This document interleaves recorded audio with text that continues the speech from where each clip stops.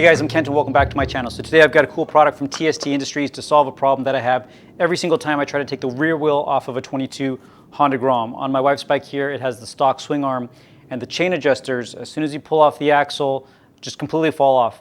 And the biggest problem is when you're trying to get everything back together, trying to get both chain adjusters to stay inside of the swing arm while trying to get those spacers in place and lined up with the caliper is a hell of a challenge. So anyway, these captive chain adjusters are going to be able to stay inside the frame, and in addition to solving that problem, it also has a provision for spools, and this kit comes with spools, so it's easier to get it up onto a stand, and they also look really cool. So I'm thinking this is going to be a pretty easy installation. I'm actually going to use my stand against the swing arm for now to get it up.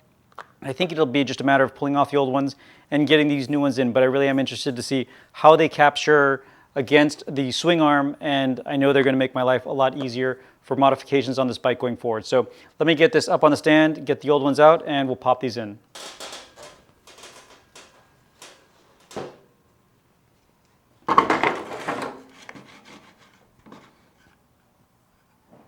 Okay, so I have the bike up on the stand. I also have a piece of wood here supporting the wheel, so when I pull the axle off, hopefully everything stays in place and I can just remove and replace the chain adjusters. But let me show you what comes in the kit. Comes with a little bit of hardware. These are the spools. I believe they come in different color options as well. And then here's the chain adjuster itself. It comes with two. They're mirrored in shape because they have the provision for the spools that need to go on the outside. But a nice piece of machined aluminum, and the external part is an awesome anodized black. So I believe the chain adjusting is done with this M5 Allen key here.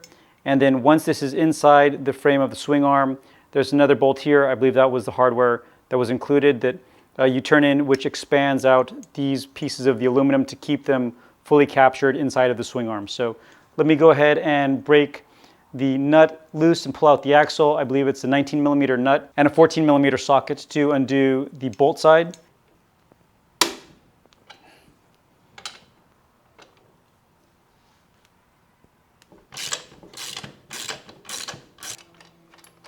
You also don't reuse these external spacers. My understanding is that they work in conjunction with the stock chain adjusters for rigidity, but the new ones from TST have all of that built into the adjuster itself.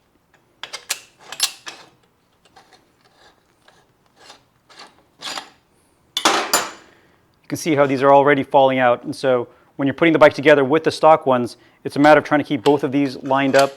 And again, there's those two spacers that go inside of the hub as well as the caliper that make this a challenge. So looking forward to throwing these away. And before I slip these in, I'm going to make sure that they're about the same length as the stock ones were. And I saw TST in their video go ahead and use the axle so that you can line up both to have the distance where the part that meets the frame is about the same distance. So I'm going to get a 5mm Allen key and space this out so that it's about the same distance as the stock one was.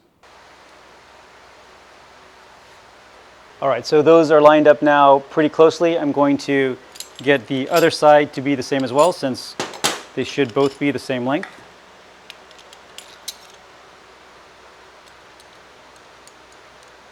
All right, that's pretty close. I'm sure there'll be some minor adjustments required after everything's in. So the first part gets in pretty smoothly, and then this last part is a bit tight. So using a rubber mallet, we're going to get it all the way in. Going to get them slid in on both sides.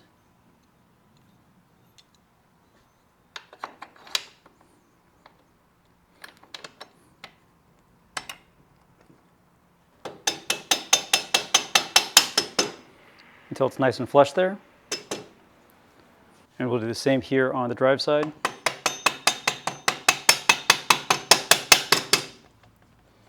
Then using an M6 Allen wrench, we're going to snug down the included hardware to expand it a bit within the swing arm and make sure that it's completely snug. I'm just going to lightly tighten these. And then we'll also install the included spindles.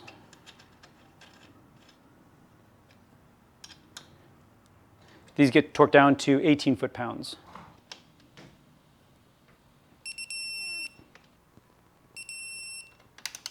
All right, so now we're just putting the axle back through. Hopefully we line things up correctly. So Whoops.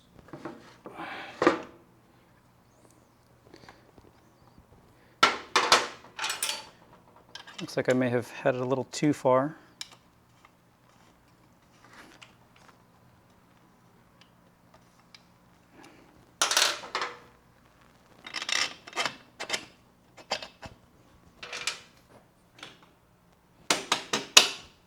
All right, and that's mostly it for installation. The piece looks absolutely fantastic, and it was nice not having to hold them as I was putting everything together.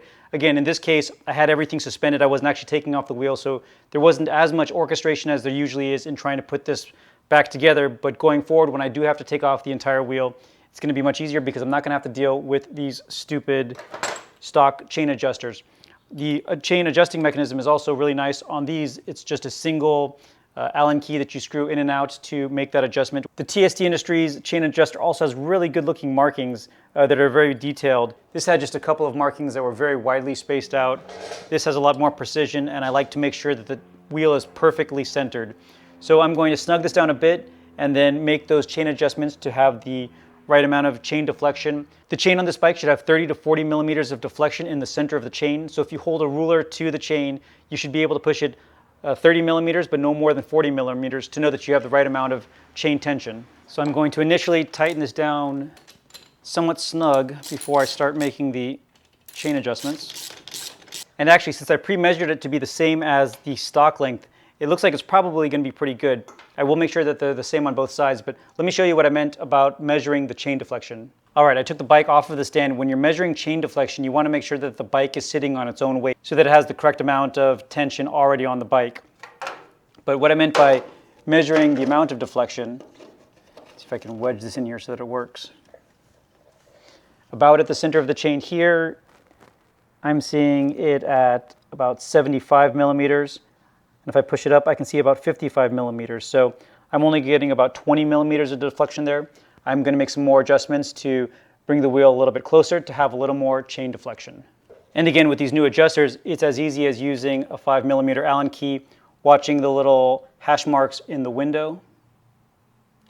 So I want to go this way. I'll make the same amount of adjustment on the other side. So the bottom of the chain is sitting at 22. And I can move it up to about 26. So that's at the upper limit at almost 40 millimeters of deflection. So I'm going to make a quarter turn on each side just to bring it out a little bit.